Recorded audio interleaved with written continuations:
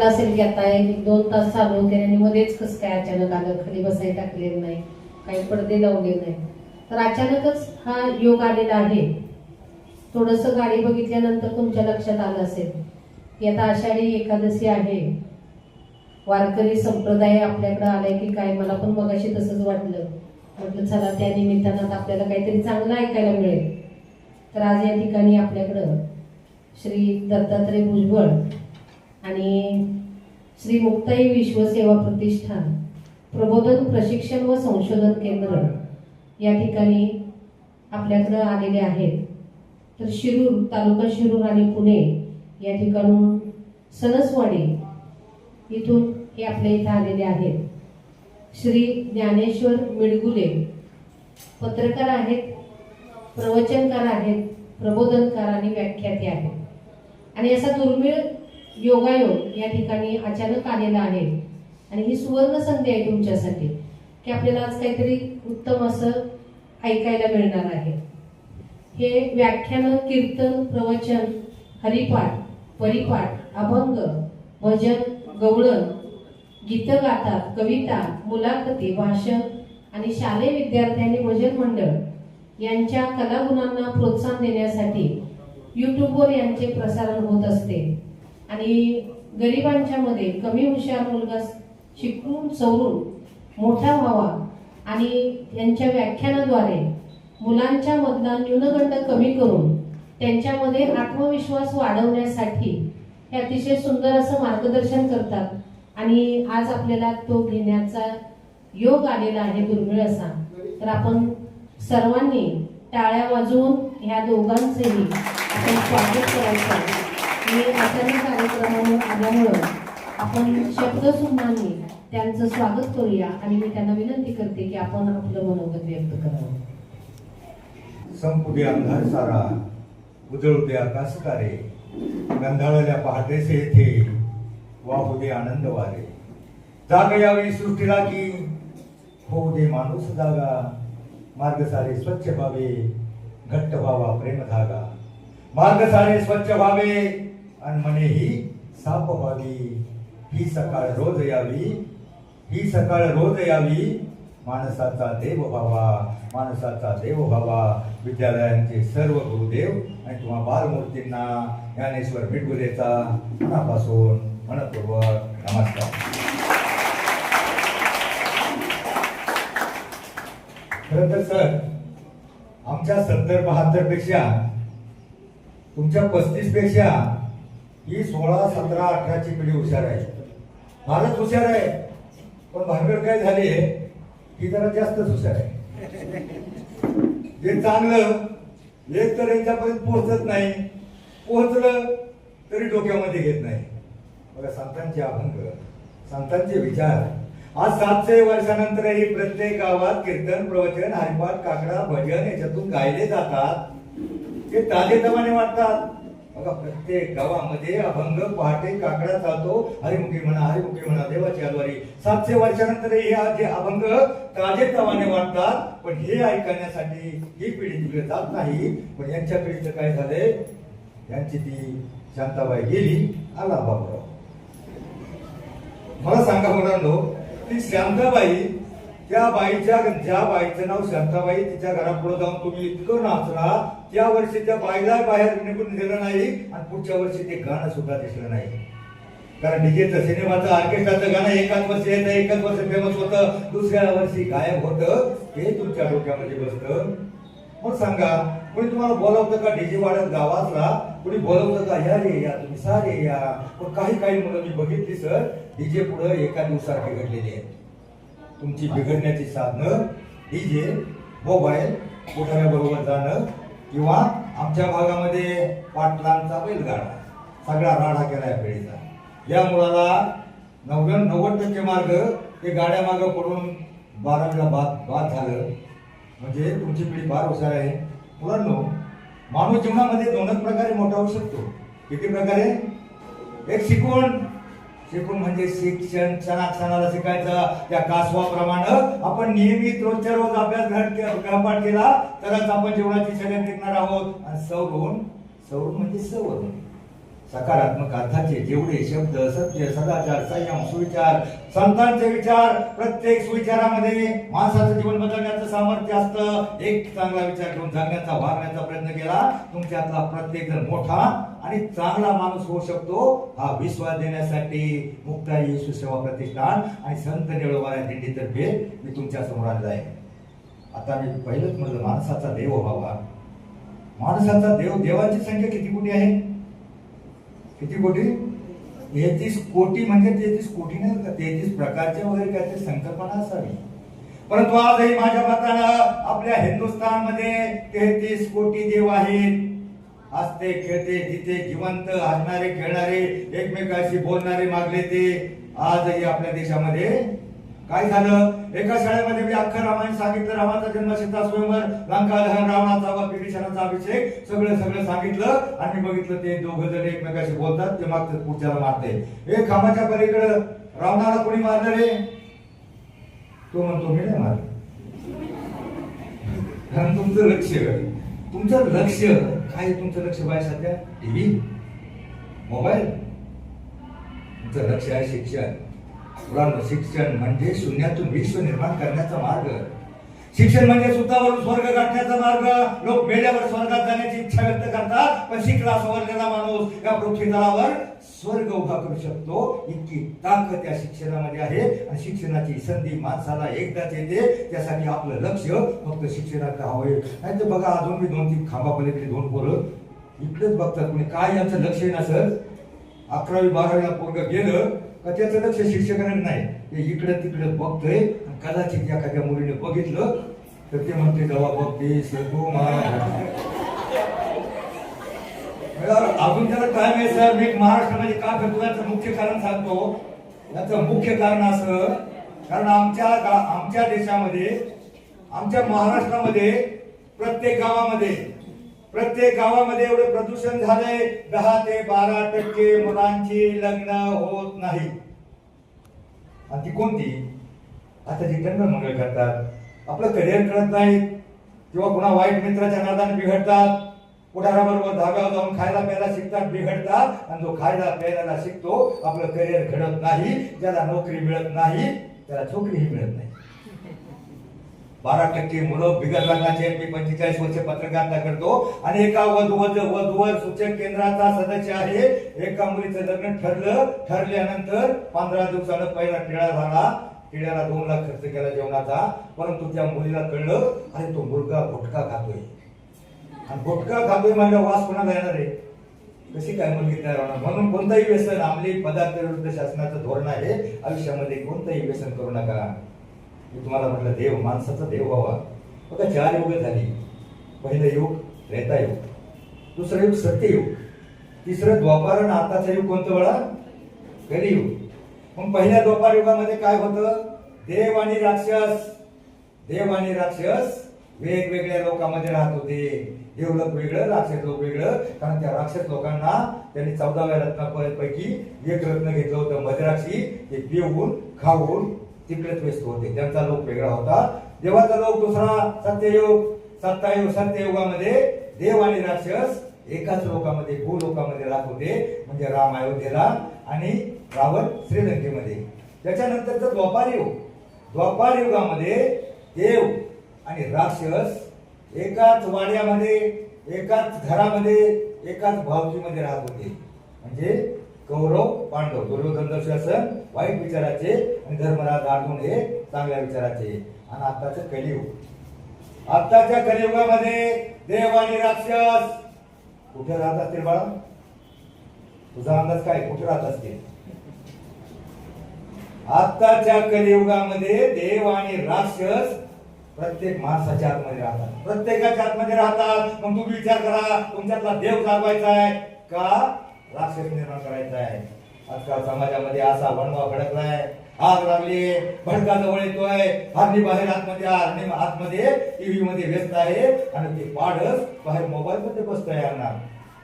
आणि ते पाडस, वणवा, भडका, आग जवळ येते आणि ती आग त्या पाडसाला जाळून टाकणार आहे. आग जाळून टाकणार आहे. त्याच वेळेला त्याच वेळेला त्या आगीमधून एक घोरपळत एक वाघोबा येतो. घोरपळलेला असतो आगीनं, त्याला भूक लागलेली असते. त्यानं ते पाडस पाहिलं आणि त्याला त्या पाडसाकडे वाघोबा आता झेप घेणार आहे. याच वेळेला त्या पाडसाची शिकार करण्यासाठी एका बाजूच्या झाडाच्या आरून एक शिकारी टपलेला आहे. आता मला सांगा, शिकारी बांधवर रोखून आहे, वाघोबा त्याच्यावर झेप घेणार आहे आणि आज जवळ ते आधी जळणार आहे ते पाडस. मला सांगा बाळांनो, पाडसांनो, ते पाडस कसं वाचणार आहे? काही मार्ग आहे का?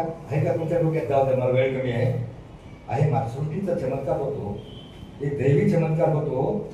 सोसाट्याचा वारा सुटतो, विजांचा कडकडाट होतो. विजांचा जसा कडकडाट होतो त्याच वेळेला तो शिकारी नेम धरून बसलेला बाण सोडतो. कडकडानं त्याचा हात फायबर होतो. झडप घेणारा वाघावर तो बाण बसतो. त्या बाणानं वाघोबा मरतो. वीज पडून तो शिकारी मरतो आणि पाऊस सुरू झाल्यावर अख्खा वाटवा शांत होतो. वाचला की नाही पाडस? पाडस वाचली की नाही? मग मला सांगा, तो वारा कोणता? तो कडकडाट विजांचा कोणता? तो पाऊस कोणता? नाही सांगता येईल मला. जाऊ दे. ज्यावेळेस अध्यात्माचा वारा, ज्यावेळेस अध्यात्माचा सुसाट वारा सुटेल, परमार्थाच्या बीजा कडाडतील आणि संस्काराचा पाऊस या पिढीवर पडेल, त्याच वेळेला या वणव्यातून ही पिढी वाचणार आहे, अन्यथा ही पिढी बेचिराग होणार आहे. आता मला सांगा, तो शिकारी कोणता? तो वाघोबा कोणता? आणि तो वनवा कोणता? मला सांगा, तो शिकारी कोणता? तो वाघोबा कोणता? तो वनवा कोणता? काय सांगता? हॅलो, काय अंदाज आहे तुम्हाला? जाऊ द्या, नाही वेळ कमी आपल्याला. पोरांनो, तो शिकारी म्हणजे अनेक प्रकारची अंमली व्यसनं सध्या निघाली. दारू, गांजा, पोसरा, सावला किंवा बऱ्याच प्रकारची व्यसन आहेत. आणि इकडे एक नवीन पिढीचं व्यसन मोबाईल. ही अनेक प्रकारची व्यसनं हे शिकार करण्यासाठी तुमची टपलेली आहे. एखादा बिघडलेला मित्र म्हणत, अरे ये माझ्याशी एखाद्या श्रीमंताच्या पोराला त्याला बिघडवलं का त्याच्याकडून आयुष्यभर त्याला खायला प्यायला मिळेल. तो शिकार करण्यासाठी तो व्यसनी मित्र म्हणजे शिकारी. आणि तो वाघोबा कोणता? तो वाघोबा म्हणजे व्यसनांचा वाघोबा. हा वाचून आपली पदार्थाचा वाघोबा तुमच्यावर टपलेला आहे. आता मुली कॉलेजला जातील, MBA ला जातील आणि एखाद्या वाईट मुलीच्या नादानं रेव पार्टीला जातात. आणि मोठ्या MBA मास्टर डिग्रीच्या म्हणजे 22 वर्षाच्या मुली, त्या बापानं आपल्याला लहान मोठं खरकट करण्यासाठी आपली खाण काढली. बालवाडी, अंगणवाडी, मास्टर डिग्री पर्यंत 20 वर्ष त्यांना वाढवलं आणि त्या मुलींना तिकडे जाऊन रेव पार्टीला जाऊन पकडलं जावं. वाघोबा, व्यसनांचा वाघोबा तुमच्यावर जाळ फेकून आहे. तो फडका कोणता? की आग कोणती जवळ येते? तो वनवा कोणता आहे? तर अनिचार, अविचार, कुविचार, विकृती, भ्रष्टाचार, दुराचार, बलात्कार. 3 वर्षाच्या मुलीवर बलात्कार होतो. 60 वर्षाच्या बाईला छेडलं जातं. हा फटका उडाला आहे. हा फटका शांत व्हायचा असेल तर फक्त संस्काराचा पाऊस, संतांच्या विचाराचा पाऊस. आपला महाराष्ट्र, आपल्या लेकीबाळी फक्त सर 2च विचारावर सुरक्षित आहेत. एक संतांचे विचार आणि एक छत्रपती शिवरायांचे विचार. ज्या वेळेला संतांचे आणि शिवरायांचे विचार त्या जगातून कमी कमी होत जातील, त्यावेळेला पृथ्वीवर तो वणवा सगळ्यांना भस्मसात करणार आहे. तर मी सांगत होतो देव. आता देवाची व्याख्या काय? खरे देव कोण?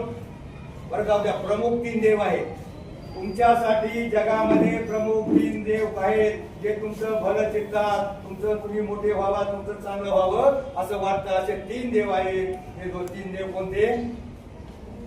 सांगा पडतो. कोणते? मातृदेवो भव, पुढं पितृदेवो भव, आचार्य देवो भव. तुम्ही काय तोंडूच करणार? मग जाऊ दे, माझ्या मागे एखादा आपण म्हणा. बघा, जनाबाईची गवळण 11वीला आहे. 11वीला कोण आहे का? 9वीला आहे. 9वीला. आणि 11वीला भारुडा आहे विंचू चावला. तर कोणता विंचू चावला? काम, क्रोध, मद, मत्सर, अहंकार, लोभ. हा विंचू तो चावला. आता तुम्हाला तोंड उघडत नाही. तुम्हाला विंचू चावलेला आहे काय जणांना, किंवा काय जणांना विंचू चावणार आहे. तुम्ही फक्त माग विंचू चावला एवढंच म्हणा, कारण तुम्हाला विंचू थोडा कोणालाही चावलेला आहे, कोणाला राग येतो, कोणाला लोभ आहे, कोणाला मोह निर्माण झालाय, कोणाला काय झालंय हे तुम्ही फक्त विंचू चावला म्हणा. कारण विंचू चावला म्हणजे तुम्हाला वेदना व्हायला पाहिजे, आणि वेदना होण्यासाठी काहीतरी तुम्ही दचकले पाहिजे.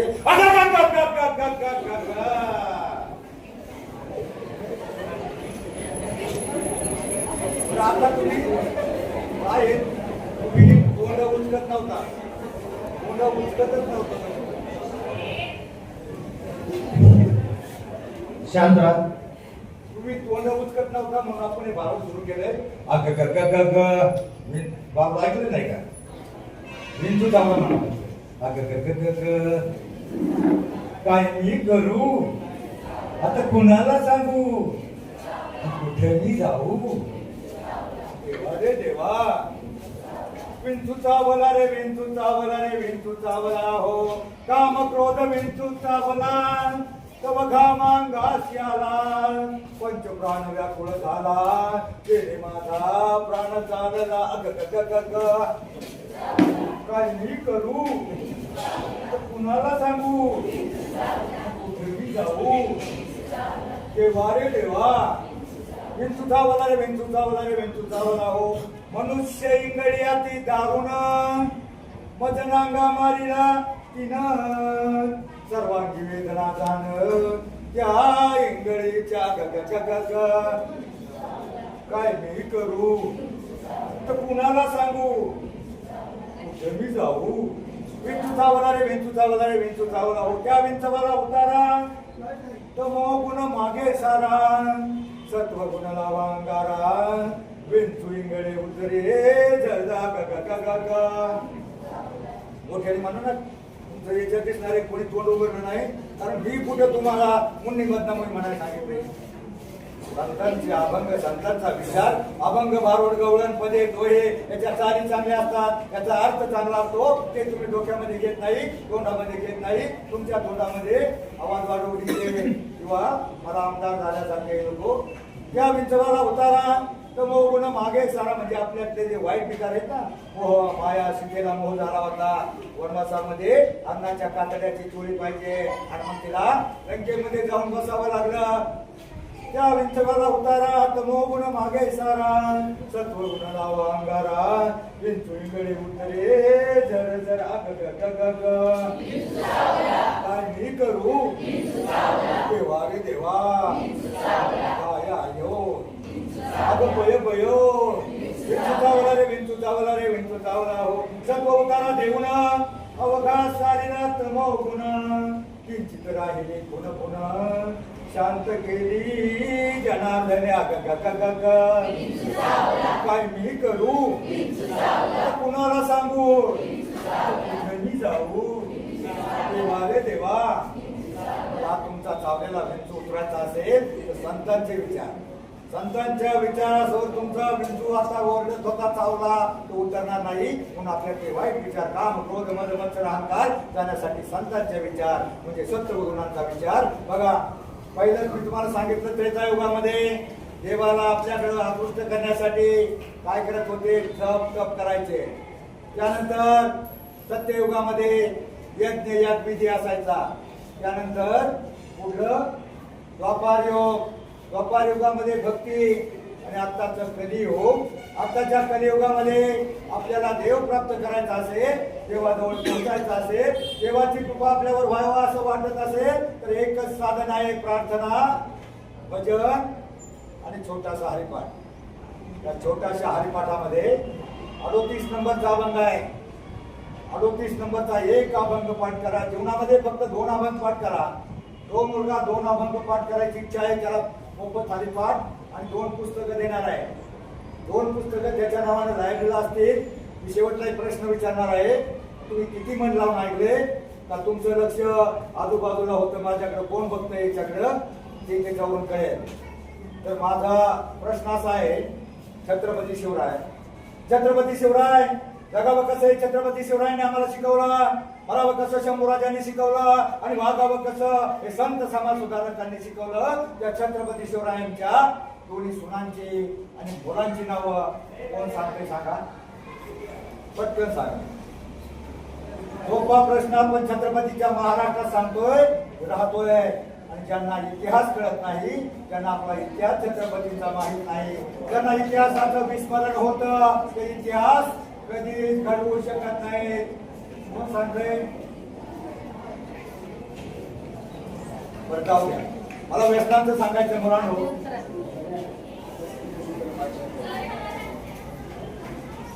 मुलांनो झालंय काय, मागच्या ऐकून आहेत का?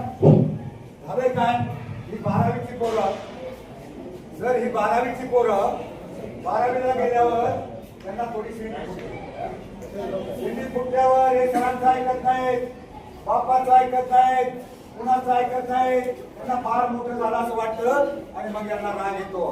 सरांनी थोडंसं रागावलं, आपला बाप थोडासा ओरडला, सर थोडेसे रागवले, आपला बाप थोडासा ओरडला, त्यांना राग येतो. अरे मी आता बापाच्या एवढा उंच झालोय आणि बाप मला ओरडतोय, अरे चपल्यासारख्या सरळ कर, 5 गोष्ट सरळ कर, कदड्या काय कळतं काका नाही, लाईटी बंद, किती लाईटी चालू ठेवल्यात, फॅन भरभर चाललाय, अरे पाण्याचे नळ कर, कदड्या काय कळतं का नाही, तुला अक्कल आहे का नाही, बाप सारखा ओरडत असतो. आणि मग या पोराला बापाचा राग येतो, अरे मी आता इतका मोठा झालोय, बाप मला ओरडतोय, शिक्षक मला ओरडतायत, त्याला राग येतो. राग आल्यावर ते पोरगं ठरवतं, आता 12वी झाली ना, की तुला 12वीला गेलं, आता 12वी झाली ना, मी काय करतो, त्या बापाच्या कटकटीतून सुटण्यासाठी मी सरळ कुठेतरी नोकरी शोधतो आणि तिकडेच नोकरी शोधतो, तिकडेच कळ पडतो. विचार करतो, पोरग 12वीची सुट्टी झाली, परीक्षा झाली आणि 2 महिन्याच्या सुट्टीमध्ये 2 महिन्यात ते पोरग आपल्याला नोकरी शोधण्यासाठी हिंडत होतं. दर दिवशी फिरून यायचं, नोकरी मिळायची नाही, संध्याकाळी निराश व्हायचं. आईला कळलं पोरगी नोकरी शोधतोय, आईनं बापाला म्हणलं, हो पोरग काम धंदा सोडतोय, काहीतरी तुम्हाला ओळख असेल तर सांगा ना. आता बापाला त्याला पुढे शिकवायचं होतं, परंतु ठीक आहे म्हणजे त्याला शोधायची करायची नोकरी, तर त्याला म्हणा होता 4 किलोमीटर गावच्या MIDC सुरू झाले, तिथे कंपनी निर्माण झाले, त्या कंपनीमध्ये जा. व बाईनं त्या पोराला सांगितलं, पोरग दुसऱ्या दिवशी गेला.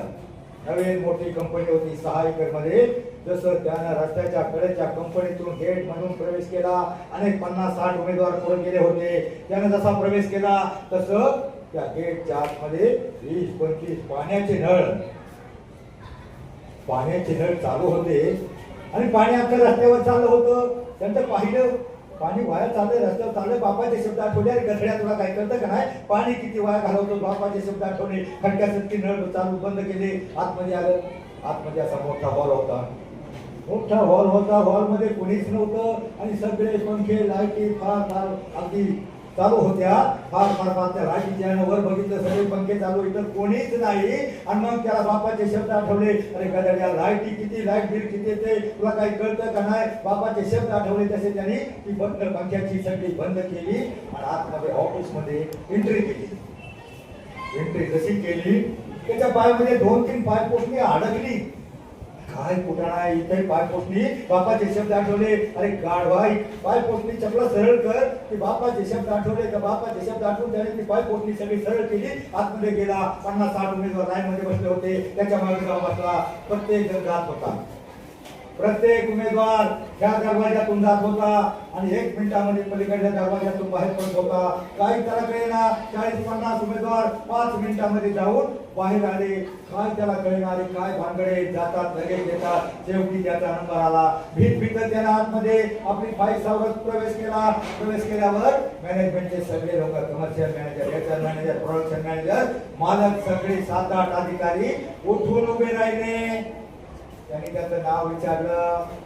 नाव त्याचं एक लेटर वर लिहिलं गेलं आणि ते लेटर त्याच्या हातामध्ये देण्यात आलं. लेटर हातामध्ये पडतात, तो मी पाहिलं, अपॉइंटमेंट लेटर होतं ते. तो गडबडला, अरे काय भानगड, मला काय विचारलं नाही, इंटरव्ह्यू नाही, कागदपत्र पाहिजे नाही, काय नाही, मला अपॉइंटमेंट केलं. तो बावचळला.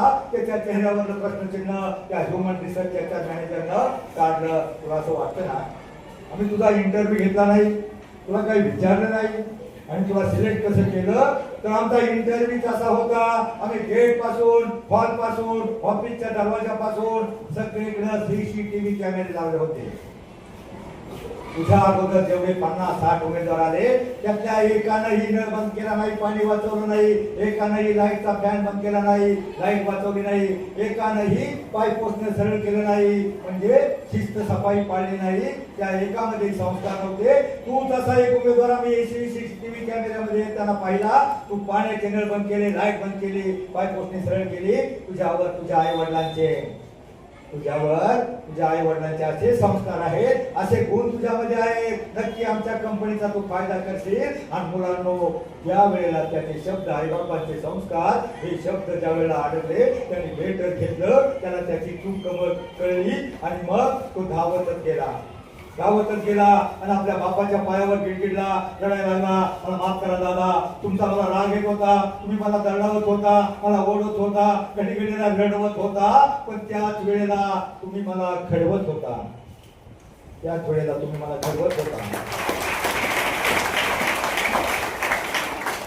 मुलांनो, फक्त हे 3 देव, आई वडील आणि शिक्षक, हे तुम्हाला रागवतील, छडी मारतील. आमच्याकडे तर अजूनही काय शाळांमध्ये मुलांना फोडून आमचे पालक सांगतात मुलांना मारा. कारण मारलं तर सुधारणार नाही, कारण ही पिढी फार हुशार आहे, फार पुढची आहे. ह्या पिढीला संस्काराच्या अभाव असल्यामुळं फक्त संतांचे आणि शिवरायांचे विचार एवढेच हवंय. बस तुम्हाला एक धोका सांगतो, मुलांचं व्यसन वेगळे बघा. 20 वर्षानंतर लागायचं दारू, गांजा, गुटखा. तुम्हाला माहिती आहे गुटख्याचे परिणाम. आपल्या भागातले आराराबा पाटील, तुम्हाला 2-3 उदाहरण सांगतो. आराराबा पाटील किती विद्वान होते, काय गरज होती एवढी तंबाखूचं व्यसन करायची. आपल्या भागातले, पलीकडच्या भागातले महाराष्ट्राचे माजी मुख्यमंत्री, ज्यांनी अण्णा हजाराचं उपोषण सोडवलं. दिल्लीच्या तर्काला धडक ठेवू शकणारा पवार साहेबांच्या नंतरचा एकच नेता विलासराव देशमुख, त्यांना काय पुढाऱ्यांच्या बरोबर मटण दारू खाण्याची गरज होती. जाऊ द्या, जाणता राजा म्हणतात एका माणसाला मी नाव सांगत नाही, फार मोठा माणूस आहे. त्याला जाणता राजा म्हणतात, तो हेही जाणू शकला नाही. अरे त्या माणिकचंद जगदाच्या संगतीनं आपल्याला बोलता येणार नाही, तोंड खराब होईल, महिन्याला रक्त भरावा लागेल, महाराष्ट्राचं पंतप्रधान तर होते, त्या मोदी सारखं आपल्याला सरळ बोलता येणार नाही, तरी आपण व्यसन का करावं. म्हणून व्यसन आयुष्यामध्ये करू नका. दारू, तंबाखू, गुटखा आणि मुलींना विनंती, तुम्ही उद्या कॉलेजला जाल. मुलींचा प्रश्न वेगळा आहे, मुलांचं व्यसन वेगळं आहे, मुलींचं व्यसन वेगळं आहे. उद्या तुम्ही कॉलेजला जाल, सर आम्ही पत्रकारिता करत असताना आपल्या देशातल्या वर्षाला 65,000 मुली कॉलेजच्या बाहेरून पुण्याला सिटीतून इकडून तिकडून बसून पळून बाहेरच्या इराण, तुर्कस्तान, अफगाणिस्तान, आतंकवादी अरब राष्ट्रामध्ये घेऊन 25 ते 30 लाखाला विकल्या जातात. ऑन रेकॉर्ड, भारताचं रेकॉर्ड बिगर रेकॉर्डच्या कितीतरी. आमच्या मुली तिथे गेल्या. 2012ची गोष्ट आहे, सत्य घटना. आमच्या पेरणे फाट्याची, शिक्रापूर जवळ पेरणे फाट्याची एक मुलगी वाघोलीच्या कॉलेजला जात होती. कॉलेजला गेल्यावर मुलगी साधी भोळी, त्यावेळेला मोबाईल निघाला होता, नोटबुक निघाला होता, तो 500 रुपयाला मिळायचा गट्टू मोटोरोला. आणि मोटोरोला निघायला बापाने त्याला घेऊन दिला संपर्क करण्यासाठी. मुलगी गेली, ती तिथं मोबाईलमध्ये बॅलन्स टाकायला गेली. त्याने घेतलं, कारण तिथं असा एक पॉइंटर बसवला असतो, त्याला 20-25 हजार दिले जातात, मोबाईल शॉपी टाकून दिली जाते. कोणती पोरगी साधी भोळे, कोणती पडण्याजोगी आहे, त्याला बसवून गटवून विकायची. या पोळीला त्याने हेरला, अरे ही पोळी साधी बोळी दिसते. त्यानं पुढल्या वेळेला बोलायचा प्रयत्न केला, कुठली काय. पुढच्या वेळेला पुढचं पाऊल कळतं ना, पुढचं पाऊल टाकलं. आज फार सुंदर दिसतेस, आज फार मॅचिंग ड्रेस घातलाय, फार सुंदर दिसतेस. मग हसतेस. मग तिथली हरभऱ्याचं झाड सुंदर म्हणल्यावर हसली आणि बसली. आणि मग बोलली त्याच्याशी. बोलली म्हटल्यावर, अरे तुझ्यासारख्या ब्रिलियंट हँडसम देखण्या मुलीला कसला मोबाईल पाहिजे, 500 रुपयाचा गट्टू वापरतेस. ती म्हटली, माझ्या बापाने मला घेऊन दिलाय, माझ्या बापाची ऐकत नाही, मला हिनं पाय, मला तो पुरेसा आहे. परंतु तो म्हटला आहे, जग कुठे चाललंय, तुझ्यासारख्या देखण्या हँडसम ब्रिलियंट मुलीला, हुशार मुलीला कसला मोबाईल पाहिजे, अँड्रॉइड.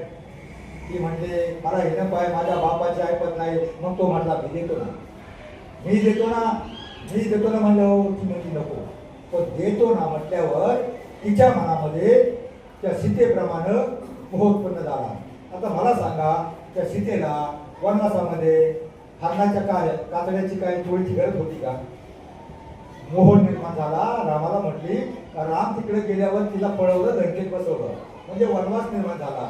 तसं त्या मुलाला त्या स्थितीप्रमाणे मोह उत्पन्न झाला, थोडंसं तिचं मन व्हायबल झालं की म्हणजे पण नको नको नको नको. माझ्या बापाला कळलं तर माझा बाप मला उलटी टांगी. तो मला तुझ्या बापाला कसं कळलं, तुझा बाप कुठं तिकडे घामाच्या झाडा लागतात पाणी हाडाची काळी करत असाल, त्याला कसं कळलं. तो मुद्दा त्याला पाटला, अर्धा नव्हता पाटला, पण तरी तिचं मन 51% व्हायबल झालं. पण म्हणजे नको मला तुझ्या बरोबर मोबाईल घ्यायला, पुण्याला यायचं म्हणजे मला भीती वाटते. मग तो म्हणला, तो फेमस डायलॉग आणला बघा, काय फेमस डायलॉग आणता, ती म्हणजे भीती वाटते. मग तो म्हणला, सोनू तुझा माझ्यावर भरोसा नाही का. आता मुलांना सोनूचा भरोसा नव्हता, पण सोनूच्या मनामध्ये मोह उत्पन्न झाला होता.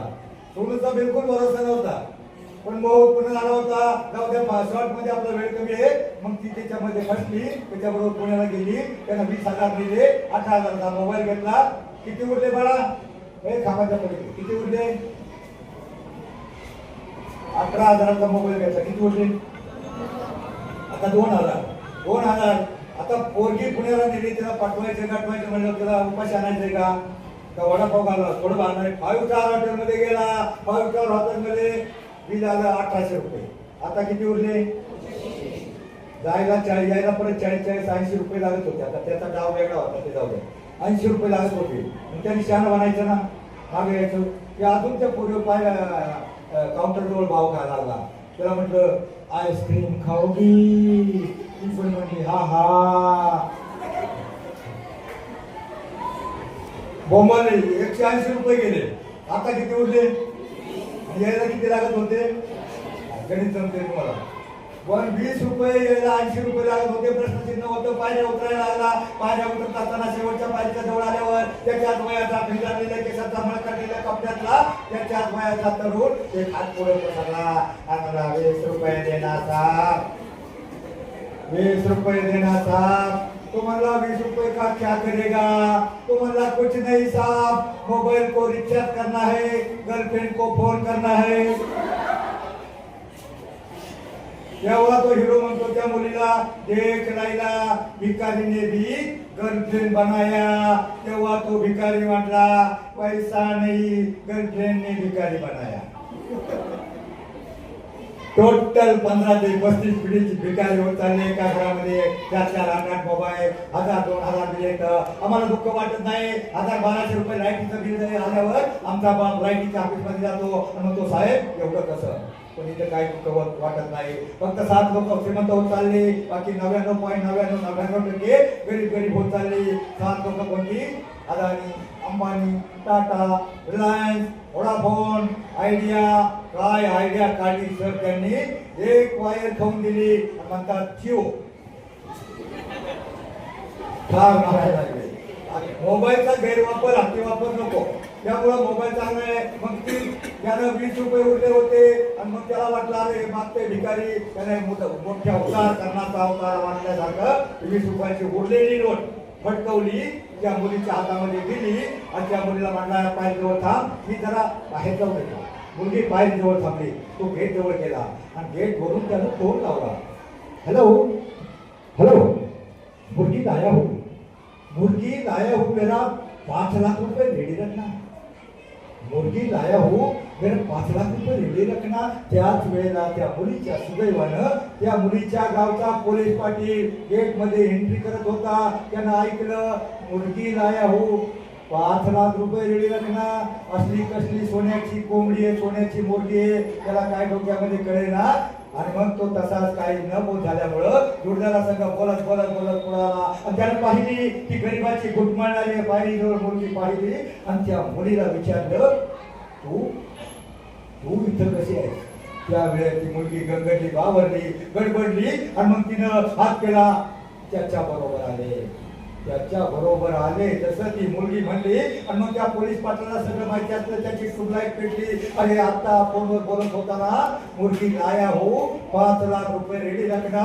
मुलगी म्हणजे कोंबडी नाही, मुलगी म्हणजे ही मुलगी आणली. त्याला कळलं, त्या मुलीचा हात पकडला आणि मोठ्या झपाट्यानं त्याला फरफडत थोडं तिकडे चालला, त्या मुलानं पाहिलं ही 2-3 माणसं या मुलीला घेऊन आपल्याला येतात, त्याने हे जरा काहीतरी गडबड झाली. 2012ची गोष्ट आहे मुलीनो. तो पोलीस पाटील जसा जवळ गेला तसा तो मुलगा 90च्या स्पीडनं पळाला. आजही त्या मंदिराच्या बाहेरची कॉलेजची टपरी बंद आहे. अशी त्या मुलीचं तो पोलीस पाटील काय वेळेला नशीब साथ देतं, पण प्रत्येक वेळेला मुलीनो पोलीस पाटील येणार नाही सोडवायला. म्हणून मुलींना आयुष्यामध्ये लोभाला मोहाला प्रलोभनाला बळी पडायचं नाही. कारण काही मुलींना मी बघतो 11वीच्या आमच्या इकडं एका 11वीच्या मुलीला मोबाईलचं एवढं येड ते हातातून मोबाईल सोडली आणि झोपली ना तर ते कानात काय घालतात ना, आता मी ते घातलं नाही, काय म्हणतात त्याला, इतकं याड तिला चालताना बोलताना मोबाईलच्या हातात, झोपेतही स्वप्नातही हेडफोन हिच्या कानात. एक पोरगी शाळेत निघाली, मोबाईलच्या नादात मळ्यात पोचली.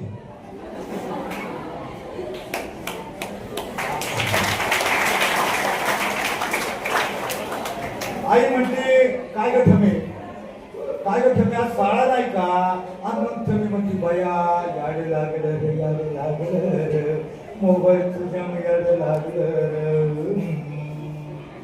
घ्या नको मोबाईल गरज म्हणून वापरा, परंतु मोबाईल मध्ये जे चांगलं आहे ना तेवढं घ्या. कारण तुमच्या आई वडिलांनी तुम्हाला शिकवलंय, मला लहानाचं मोठं केलंय. बघा एक तो पिक्चर फेमस झाल्याच्या नंतर काल मला भागच्या 145 मुली पळून गेल्या.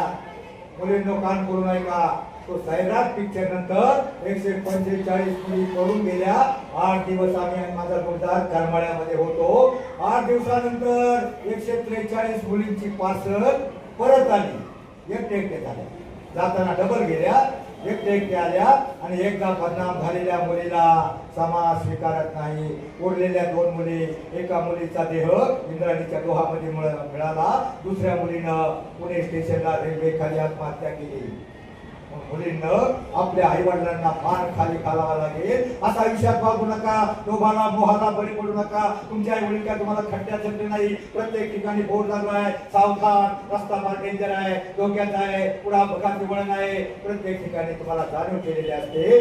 तरीही तुम्ही तुमची गाडी जर जाम दामटली, अपघाती वळण पाहिलं नाही, वाहने सावकासाका हा बोर्ड पाहिला नाही तर तुमची गाडी पुढे पलटी होईल. आणि पलटी झालेली पत्र्याची गाडी पेंटिंग करून रिपेअरिंग करता येते, पण या देहाच्या बॉडीची गाडी एकदा हे झाली तर तिला रिपेअर करता येत नाही. आयुष्यभर आपल्या नरकातलं जीवन आपल्या वाट्याला येतं. लोभाला मोहाला बळी पडू नका. तो एक शब्द निघालाय सर, मी जुना बीकॉम आहे, मला इंग्लिशला फक्त 35 मार्क होते, टोटल 60% होती, पण 35 मार्क होती. माझं इंग्लिश काहीतरी डेंजर शब्द निघालाय. इंग्लिश मध्ये कॉलेजला गेल्यावर एखादा तिकडे भेटत गेलो, 4-2 महिन्याची ओळख झाल्यावर तो तुमच्यावर तो इंग्लिश मधला शब्द सांगत की आजची सारखी घाईवाली होती. त्या वर्षाला म्हणत होती मराठीत सांगू, इंग्लिश मध्ये सांगू, मराठीत सांगू, इंग्लिश मध्ये सांगू. तो इंग्लिश मधलं वाक्य काय शब्द आहे? आय काय बरोबर, आय काय यू. कारण माझं इंग्लिश कसं आहे मला आठवत नाही काय. हा आय काय यू एखादा गेलो तुम्हाला जर गेल्या कॉलेजला पुढे म्हटला आय काय यू, त्याला म्हणायचं तुझी आय माझ्या बापाकडे घेऊन ये, मग ठरवू.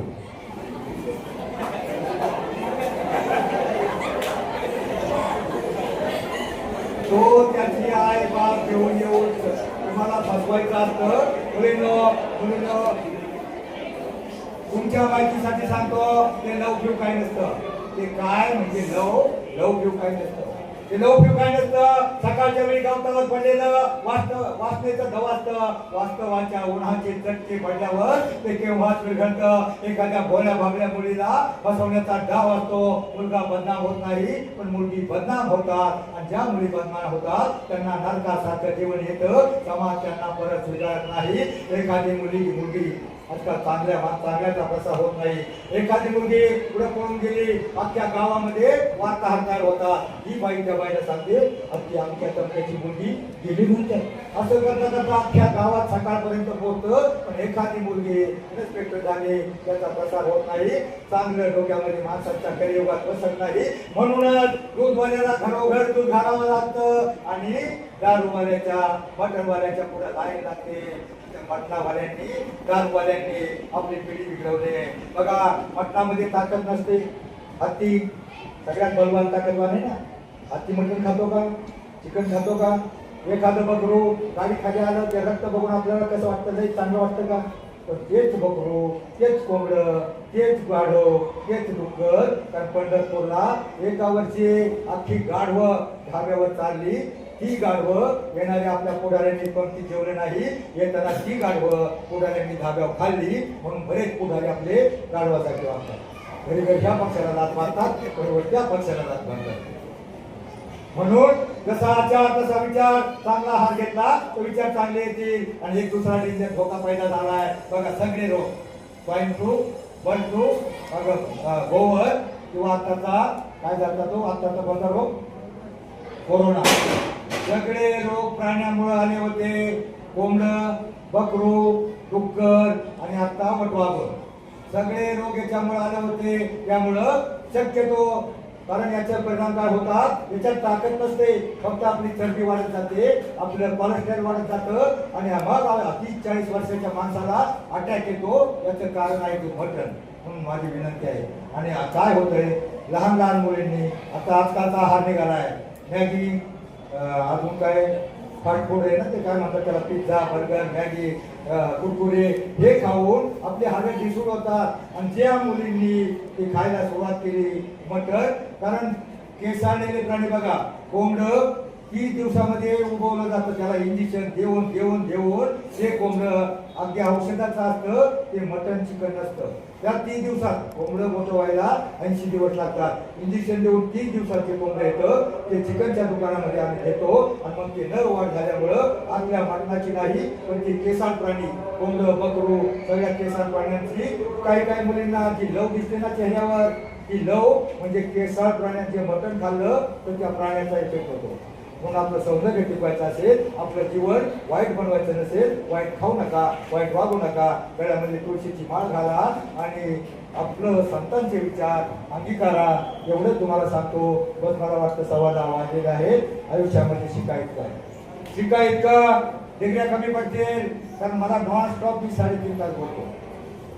मला वेळ देता 45 मिनिटं, 10:15 झाले. म्हणून बस शिकायत का, डिग्र्या कमी पडतील, जगा इतकं आयुष्य कमी पडेल, असा इतकं आनंद कमी पडेल. दौडा असे कम नशिबाचा फासा निखळून पडेल. परंतु मुलांना प्रयत्न इतका करा, अभ्यास इतका करा, त्या विठ्ठलाला, पांडुरंगाला, त्या देवांना तुम्हाला देणं भागत पडेल. बस जाता जाता सूर्यानं प्रश्न केला, माझ्यानंतर या जगाला कोण प्रकाश देईल. त्यावेळी चंद्रशेखरला तारे नरमले, मोठमोठे तारे नरमले, परंतु एक पंथी समोर येऊन म्हणाले, प्रभू माझ्या परीनं मी नक्की प्रयत्न करेल. त्याच वेळेला माझ्यासारख्या एका काजव्याने ठरवलं, कुठेतरी कानाकोपऱ्यात जाऊन लुकलुकेल अज्ञानाच्या अंधाराला प्रकाशाचं अस्तित्व दाखवूनच थांबेल, दाखवूनच सरेल. जय हिंद, जय महाराष्ट्र. जवळपास 40-45 मिनिटांपेक्षा अधिक काळ आमच्या विद्यार्थ्यांना आपण प्रबोधनातून समाज प्रबोधन अतिशय चांगला उपक्रम आपण हाती घेतलेले. तुमच्या कार्याला खरोखर सलाम.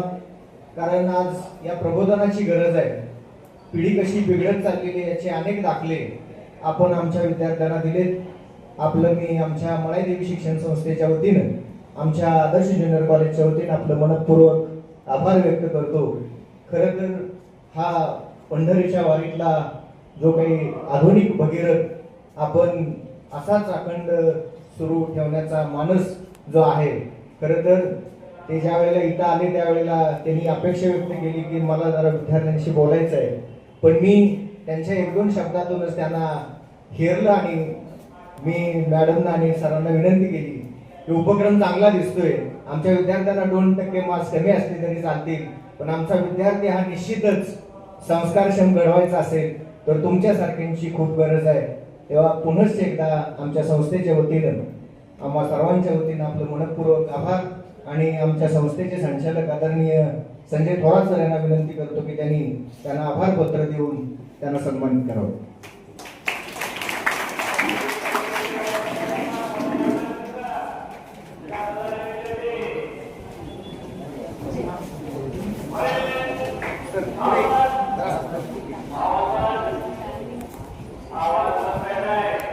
खरोखरच आज शेकडो वर्षांची जी काही परंपरा आहे वारीची आणि त्या वारीच्याच कालावधीमध्ये हे ज्ञानेश्वर खऱ्या अर्थानं ज्ञानेश्वरांचा साक्षात्कार झाल्यासारखी भावना या ठिकाणी निर्माण झालेली आहे. तेव्हा या मळाईनं पावन झालेल्या आमच्या शिक्षण संस्थेमध्ये आपण पुन्हा पुन्हा या आपलं निश्चितच स्वागत असेल. असे अनेक कल्चरल प्रोग्राम आपण भविष्यामध्ये घ्यावेत यासाठी सुद्धा आमच्या मळाई देवी शिक्षण संस्थेकडून मनपूर्वक शुभेच्छा.